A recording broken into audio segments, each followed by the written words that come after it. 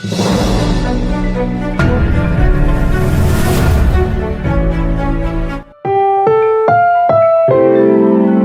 programang ito ay rated SPG, striktong patnubay at gabay ng magulang ang kailangan. Maaaring may masiselang tema, lengguwahe, karahasan, sexual, horror o droga na hindi angkop.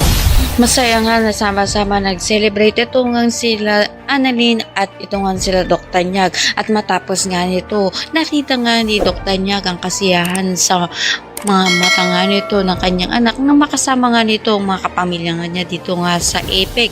Kaya naman tinanong nga niya ito kung gusto na nga raw nitong bumalik sa Apex ay bukas naman ang pinto para sa kanya. Subalit napapaisip nga ito nga si Annalyn at hindi pa rin nga siya nakakapag-decide ng buo. Sa kabilang banda naman nga naibalita na nga nito ni Doc Enriquez kay Doc Benitez na ang napili nga nila na ipadala kay Doc Roshi ay ito nga si Doc Lindon at si Annalyn. Subalit pinigilan naman nga nito ni Doc Benitez ito nga kay Annalyn dahil hindi nga niya gusto nga ito dahil hanggang ngayon nga ay isa pa rin nga itong balakid sa kanilang relasyon nga nito ni Lynette. Pipigilan din naman nga nito ni Giselle ang pag-alis nga nito nila Justine upang sagay nga makasama niya pa nga ito at aalukin niya nga ito na magtrabaho na nga lang sa Apex. Pakatutukan nga natin dito kung pipiliin nga ba nito ni Justine na magtrabaho na nga lang sa Apex at kung babalik naman na nga itong si Annalyn sa Apex dahil na nga rin sa patuloy nga na